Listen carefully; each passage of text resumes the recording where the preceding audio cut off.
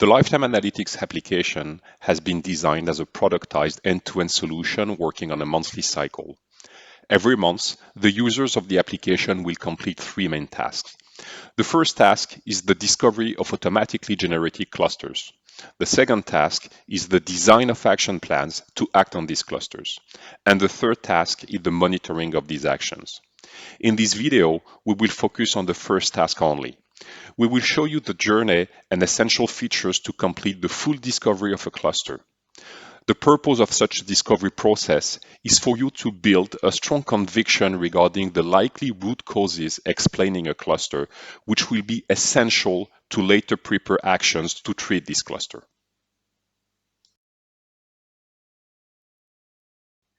Here is the first screen that you will meet once you start the discovery process of the clusters for a given month. All of the clusters are summarized in the form of a simple card. Each card regroups the core information for a given cluster. But what is a cluster? A cluster is generated automatically from learning out of the past customer profiles to identify existing customers at risk of churn or downselling, or having an upselling or cross-selling potential. Clusters emerge from a combination of factors which allow us to analyze root causes. Each cluster is displayed in plain text and not by a score, thus facilitating analysis and interpretation. We will illustrate this tutorial only with examples and screenshots from churn clusters, but keep in mind that the user journey is very similar whether you are investigating clusters of churners or clusters of upsellers or cross-sellers. There are two important rules of clustering to keep in mind. A cluster can be attached to one and only one product family, for instance, 1P mobile postpaid. A subscription can belong to more than one cluster at a time. Keep in mind that all of these clusters are attached to a selected snapshot. A snapshot is simply the month when the subscription data are captured. In that case, the clusters displayed are for the November 2022 cohort. They have been calculated and generated based on all of the data collected by the end of the month of November 2022. The most recent snapshot is displayed by default as you open the application, but you can easily travel back to the previous snapshots. The Lifetime Analytics application has been designed to update clusters to capture all material changes in the market environment and in the subscriber base.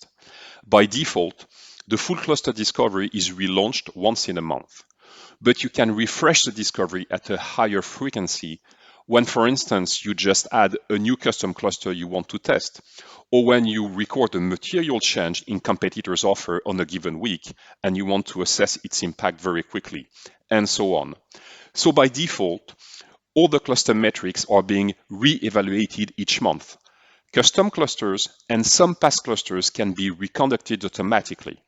New clusters can also be generated every month and are indicated by a specific symbol. One of the monthly tasks of the marketing team is therefore to analyze these new clusters produced automatically every month. The reason for this monthly recalculation is to capture all of the material changes in the market or in the subscriber base to continuously adapt to changing churn context, either structural long-term changes, but also events, punctual changes shaping the market. Such material changes can be either external or internal to the operator.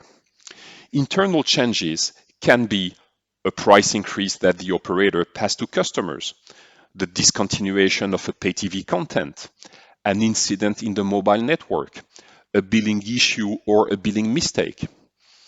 External changes can be, for instance, new below-the-line promotions launched by a competitor, a local campaign initiated by a regional player to deploy fiber to the home, the launch of an aggressive below-the-line handset subsidy program by a national competitor. You do not have to manage or organize the discovery process top-down. If the application notices a material increase in the churn profile of some pockets of subscription, it will generate one or several clusters to reflect these changes. In the same way, If you enrich step by step your data model with new dimensions, these new dimensions will be taken into account as the water goes by. The next time the cluster discovery will be relaunched, which is at minima once in a month, all of the data will be captured by the clustering engine. So keep in mind that the data model remains entirely flexible and can be therefore updated at any time. You can browse and select clusters by using either the sorting feature or the filtering feature. With the sorting feature, you can sort by notions of product family, precision, recall, delta, last 12 months churn rate, revenue at risk, volume at risk, ARPU, or horizon of risk. We will define some of these terms later on. Using the filtering feature on the left, you can, for instance, decide to select and analyze only the clusters with the highest level of precision, to zoom only on new clusters, or to review only clusters for a given marketing product family, such as 1P mobile postpaid. When you start a new monthly review, you can, for instance, prioritize your work by filtering only on the new clusters for the months with at least 1,000 subscriptions at risk. You can see on the top counter that the total number of clusters to analyze has reduced from 73 to 22 once we apply the filters. Let's deep dive on the key information contained on a card. On the top left, you see the marketing product family. In that case, 3P pay TV, internet, and fixed telephony. A key design principle of the application is to associate a cluster to one and only one marketing product family. Below, you can see the name of the cluster expressed in plain English. When clusters are generated for the first time, they receive a generic name and a number. As you analyze a cluster, we highly encourage you to give it a proper name, rich with information. This greatly facilitates reviewing the cluster with the rest of your team. The name is rich with information and instantly conveys to the rest of the team the nature of this cluster. On the top right, you have some key information to help you contextualize the cluster, two statistical notions of recall and precision, and the difference in LTM churn rate.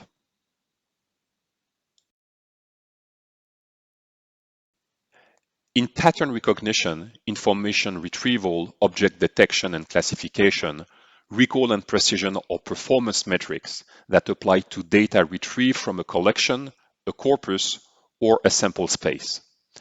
Recall, also known as sensitivity, is the fraction of relevant instances that were retrieved. Precision, also called positive predictive value, is the fraction of relevant instances among the retrieved instances. Both precision and recall are therefore based on relevance. In the application, the recall concretely measures the ability to target all the non-churners within the product family. That is expressed as a share. 0 is 0, 100% means all the past churners of the snapshot date of the product family. In the application, the precision measures the ability to target correctly the non-churners within the cluster of the snapshot date. Note that this is an adjusted precision. It means that is the precision without the bias of having much more still active subscription. We use a color code to indicate three thresholds of precision. A red dot indicates a precision below 70%, which is considered low. An orange dot indicates a precision between 70% and 80%, which is considered good. A green dot indicates a precision above 80%, which is considered excellent.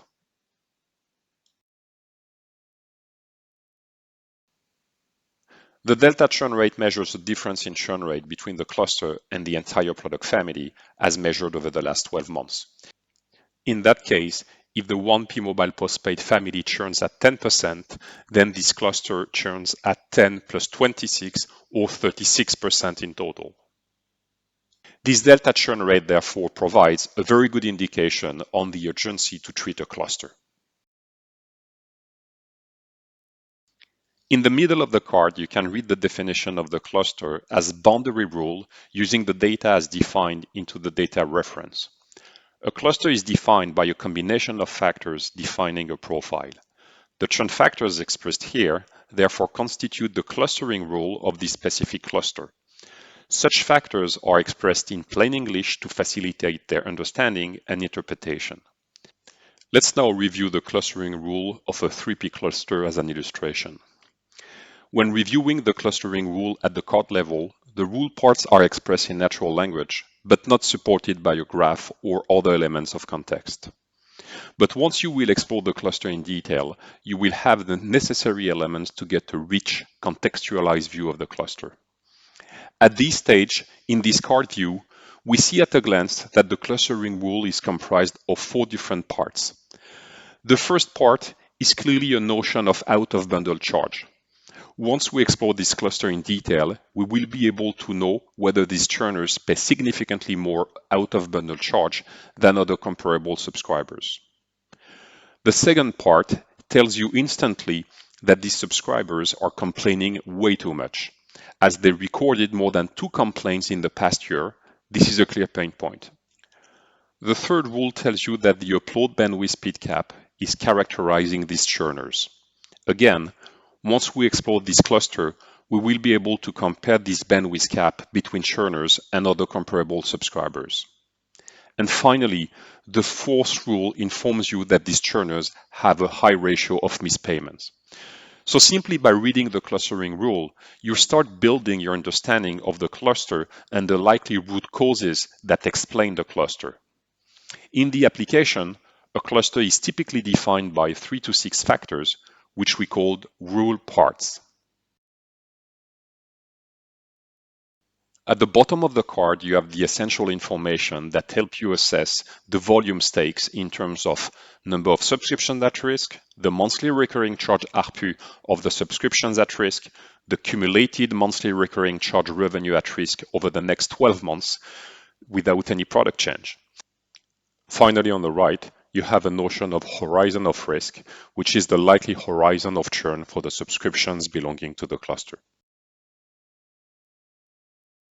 As mentioned before, one subscription can belong to more than one cluster. It can happen that several clusters have a significant volume of overlapping subscriptions. Concretely, this means that these clusters have in common one or several rule parts. However, keep in mind that these clusters are not identical. When reviewing the cluster, you can decide either to review all of them or to review only the main clusters. A main cluster has no more than 60% of its subscriptions included into another cluster. An overlapping cluster has more than 60% of its subscriptions included into another cluster. When you select to show all clusters, 2 things happen in the application.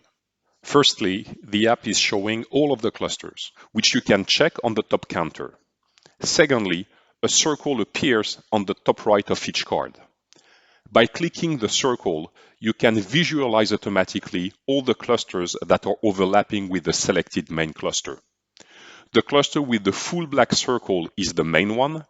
The clusters with the partially black circles are the overlapping clusters. If you highlight the partially black circle, you will learn precisely the level of overlapping.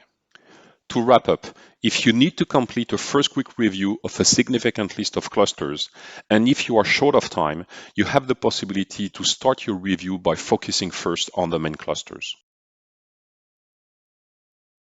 Let's now deep dive in a specific cluster by pressing the Explore button. Here is the discovery screen for specific churn cluster. The objective of this screen is to help you move from the view of a correlation, which is essentially what is generated automatically as a cluster, to building up your own conviction regarding what really explains the cluster, what are the root causes behind the cluster. The design principle we have used to allow such a deep dive is to display each factor in the form of a small graph. You can not only review all factors that are defining the clustering rules, what we call the rule parts, but also deep dive into any other factors that you would find interesting to investigate to help you contextualize, to help you build up your own conviction. Churn clusters display first a view of the past churners. The application detects clusters of subscription presenting a high concentration of past churners based on data and events. These allows to identify clear churn factors supporting the design of targeted marketing, commercial, and care action plans. A cluster is very concretely regrouping subscriptions that churn in the same months, in this case November to 22. Note that clusters of churners collect all data up to 1 month prior to the churn event, but not data from the months of churn itself. This is to avoid extreme data such as partial bills, partial months of usage. Let's review the key information that you can retrieve for each chart. First, you have the title. The title is in fact the churn factor itself. Then you have on the top left an indication. It could be a number, it could be a small icon. The number 1 indicates that it's a churn factor of rank 1, which means that this is one of the rule parts that define the clustering rule. All of the factors of rank 1 altogether constitute the clustering rule of a specific cluster. These factors, these rule parts, are recalled on the pink box on the left. If you see a churn factor of rank 2, it means that it's a churn factor that has a strong correlation with a churn factor of rank 1, but does not define the clustering rule per se. Next, on the top right, you have this icon that allows you to deep dive into the cluster to have a view of the evolution of the cluster. It can be very useful to contextualize, especially when it comes to usage and bill evolutions. We will review this feature later on in a separate section. Still on the top right, you can read in a green box the importance of the churn factor. It's now time to deep dive into the content of a chart. Charts use a box plot to visually compare the churners and the loyal subscriptions. The churners are displayed in red, the loyal subscriptions are displayed in green. The loyal subscription regroup subscriptions belonging to the same product family but excluding subscription to the cluster. The loyal subscription, therefore, act as a comparison group. By visually comparing the churners and loyal subscription, you can better contextualize the level of impact of each factor. When reviewing churners and loyal subscription, you can get a very granular view of the respective quartiles. This is very useful to assess the magnitude of the impact of a factor on the population of churners. Users can link two factors together in the data reference. You simply have to find the factor you are interested in, make sure it is flagged as a potential factor of churn, and edit it to link it with other factors. The objective to link together two factors is to display them together automatically to help users get more context. As a user, you know that when you see a certain factor as a rule part, there are other factors that you will be interested to systematically review to help you contextualize the whole situation. Let's take a real-life example. Users can decide to link the factor total out of bundle with the factor missed payment. This way, if total out of bundle is a rule part, the application will display automatically the missed payment factor side by side. The objective of link factors is to give you more context and save time by displaying automatically side by side factors that help you complete your view of a business situation. You can easily spot all of the link factors as they are marked by the locker symbol. If you highlight the locker, you will know the factor to which a factor is linked. When reviewing a rule part, you can automatically select all the factors which are either correlated, the factors of rank 2, or linked to the rule part. This feature allows you to fully contextualize a specific rule part by quickly reviewing side by side all the relevant other factors which are either correlated or linked to this rule. You can use this feature to review any factor, but we recommend you to start using it on the rule parts. You can review charts in a more dynamic way using the evolution feature. Let's take out of bundle as an example. Churners pay a median out of bundle charge of close to €6. By comparison, loyal subscription pay a much lower median OOB charge. It's an interesting data point, but you may want to get more context and analyze the evolution in the months preceding the churn event. You simply have to click the Display Factor Evolution button. You will expand the graph dynamically over the last 12 months preceding the churn event. The evolution chart can bring a complementary layer of information. Here, we see a very clear pattern of O-based search, which is impacting only the churners. The pattern is very clear, as is the business implication. Churners used to pay as much OB as the loyal subscription only a few months ago, but something changed. We recommend users to use the evolution view, notably to capture changes in billing items and usage. Another feature is the possibility to visualize any factor available in the data model. Sometimes, the churn factors that are displayed automatically are not sufficient for you to get a clear, articulated view of the likely causality of a cluster. By pressing the plus sign, you can explore the full data model and add any factor you would like to analyze. You can add factors related to billing, to usage, to customer experience, to incidents, to devices, and so on. Let's take an example and add an extra factor, the customer tenure. Once you open the list of available factors from the data model, you simply type in tenure in the search bar and you will find the factor you are looking for. To facilitate your review, you can sort all the factors displayed by adding order to see the latest factors you have retrieved at the bottom of the screen. And now you have a new factor, customer tenure, to analyze. Adding these new factors is an essential feature. It gives you the possibility to add multiple layers of context. As you explore new clusters, some of them will be very easy to analyze, and you will induce the likely causality very easily. For other clusters, the likely causality will be less obvious. Adding extra factors to your analysis will be essential for you to build a strong conviction regarding the most likely causality that explains the cluster. The filtering feature enables you to select any factor and filter to zoom on any potential subgroup of interest. Let's take a few examples. You can, for instance, filter on a given product.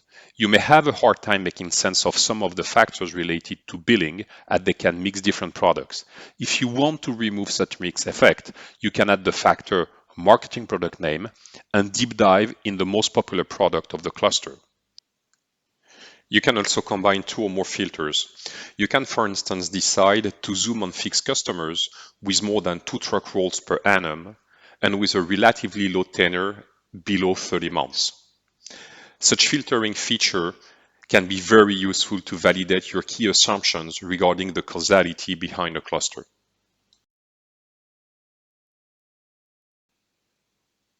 To properly review a cluster, we invite you to follow a 4-step approach that we have nicknamed the CORN approach. CORN stands for clustering rules, other factors and context, recommended actions, note and name. So the first step is the clustering rule. It is very important to start by reviewing first the factors that define the clustering rule.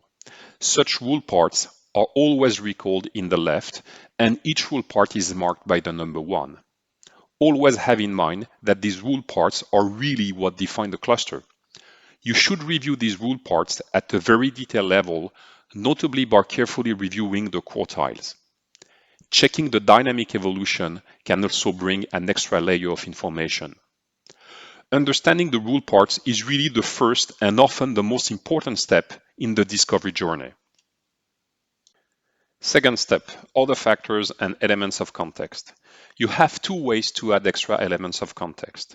The first way is to review information that is provided on the left panel, such as what are the actual characteristics of the churners in terms of churn, ARPU, tenure, and so on. To what competitor are churners porting out to? This is very useful to assess whether you are particularly hit by a specific competitor. What are the main churn reasons, causes of churn as captured by the CRM?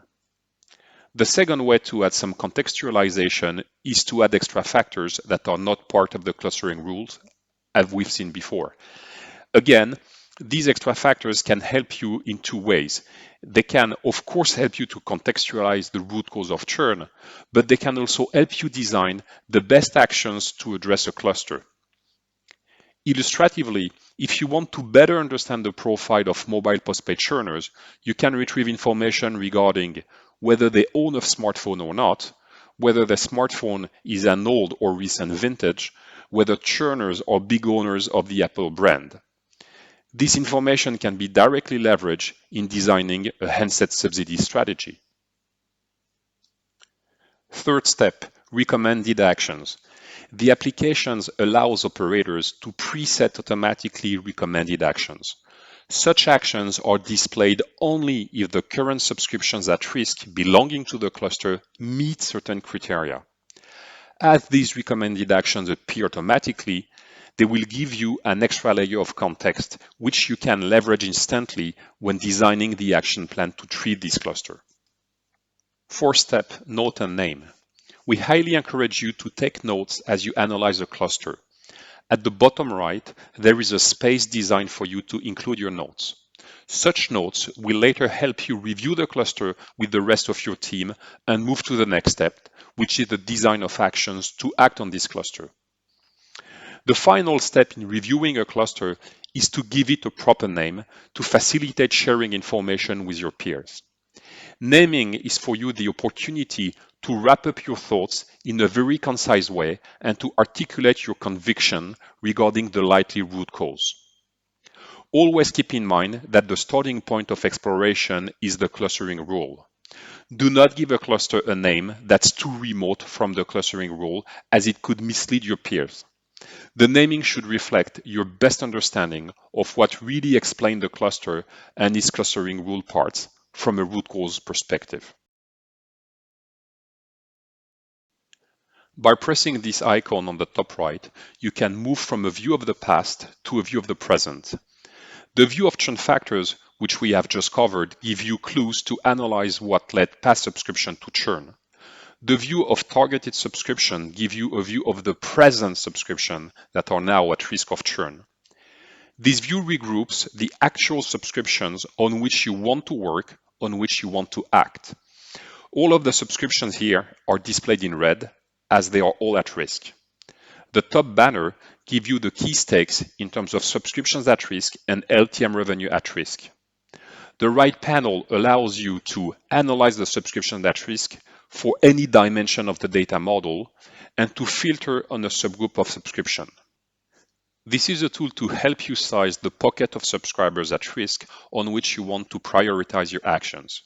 You can, for instance, decide that a given action should prioritize the customers who are well in life with a high level of OOB. To select such in-life customers, you will select the factor remaining commitment and select only subscriptions with more than 6 months of remaining commitment. To capture high OOB customers, you will select the type of OOB you want to capture and filter on the subgroup that you believe is the most at risk. For instance, paying more than €4 in OOB. Once you have filtered these criteria, the application will recalculate automatically the subscription at risk and their associated revenue at risk. You have now completed this tutorial on the discovery of clusters. You should now be able to deep dive into a cluster and complete your analysis. The end result of such a discovery process is for you to get a strong conviction regarding the likely causes of churn that explain a cluster. Once you have built your conviction, you should move to the next step, which is the design of actions to act on these clusters. We invite you to review the next video in this series, How to Design and Run Action Plans.